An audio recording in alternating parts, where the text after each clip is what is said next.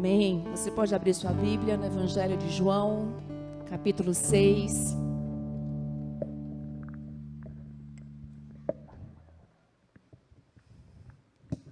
Evangelho de João, capítulo 6.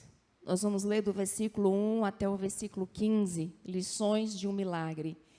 Esse é o milagre da multiplicação dos pães, o primeiro milagre de Jesus, e o primeiro milagre que ele fez tão publicamente e que tantas pessoas foram beneficiadas e alcançadas a partir desse milagre. E eu quero ler a partir da perspectiva de João, porque ele traz algumas informações diferentes dos outros evangelhos. Então, é um dos poucos milagres que é relatado nos 4 evangelhos. Então, Mateus, Marcos e Lucas apresentam uma perspectiva diferente, principalmente nos primeiros versículos. E João, ele realça algo muito peculiar que nós vamos trabalhar nesse texto. Todos acharam? Amém? João 6, do versículo 1 ao 15, diz assim: Algum tempo depois, Jesus partiu para outra margem do mar da Galileia, ou seja, do mar de Tiberíades, e grande multidão continuava a segui-lo, porque vira os sinais milagrosos que ele tinha realizado nos doentes. Então Jesus subiu ao monte e sentou-se com seus discípulos. Estava próxima a festa judaica da Páscoa. Levantando os olhos e vendo uma grande multidão que se aproximava, Jesus disse a Filipe: Onde compraremos pão para esse povo comer? Só um detalhe, que nos outros evangelhos, os discípulos que se aproximam de Jesus e manda e pede para ele para dispensar a multidão, porque já estava tarde, já tinham passado o dia inteiro e aquele povo estava com fome. Então ele diz: mestre, dispensa o povo, dispensa essa multidão para que eles procurem algo para comer, porque provavelmente estavam longe de suas casas. Mas no Evangelho de João, ele apresenta uma perspectiva diferente. Levantando os olhos, vendo uma grande multidão que se aproximava, disse Jesus a Filipe, no versículo 5, Onde compraremos pão para esse povo comer? Fez essa pergunta apenas para pô-lo à prova, pois já tinha em mente o que ia fazer. Filipe lhe respondeu: 200 denários não comprariam pão suficiente para que cada um recebesse um pedaço. Outro discípulo, André, irmão de Simão Pedro, tomou a palavra. Aqui está um rapaz com 5 pães de cevada e 2 peixinhos. Mas o que é isso para tanta gente? Disse Jesus: mandem o povo assentar-se. Havia muita grama naquele lugar e todos se assentaram. Eram cerca de 5.000 homens. Então Jesus tomou os pães, deu graças e os repartiu entre os que estavam assentados, tanto quanto queriam, e fez o mesmo com os peixes. Depois de todos receberem o suficiente para comer, disse aos seus discípulos: ajuntem os pedaços que sobraram, que nada seja desperdiçado.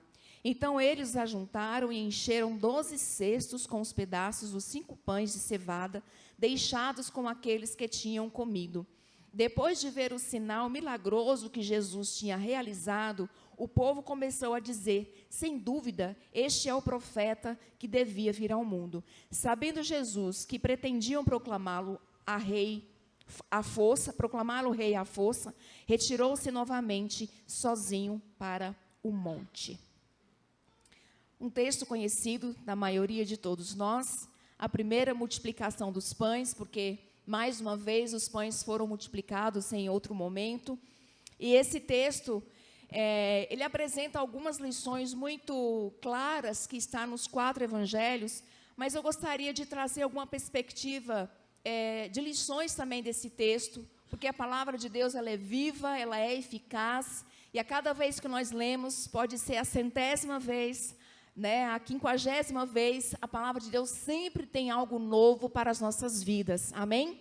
Você pode ler a Bíblia 200 vezes, mas todas as vezes que você lê, você fala assim: nossa, mas eu nunca tinha reparado nesse texto. Onde é que estava esse texto na Bíblia que eu não tinha visto? E pode ser um texto conhecido que você se lembra, mas ainda assim tem algo novo, porque a palavra de Deus, ela é viva, ela é eficaz, ela não descontextualiza, ela não fica atrasada, ela não fica retrógrada, ela é sempre atual e alimenta as nossas almas. Então, vamos focar principalmente do versículo 5 até o versículo 13. E a primeira lição que esse texto apresenta para nós, a primeira lição desse milagre, está no versículo 5 ao 7, que é quando Jesus, levantando os olhos e vendo uma grande multidão que se aproximava, Jesus disse a Filipe: onde compraremos pão para esse povo comer? E aí no versículo 6 ele diz: fez essa pergunta apenas para pô-lo à prova, pois já tinha em mente o que ia fazer.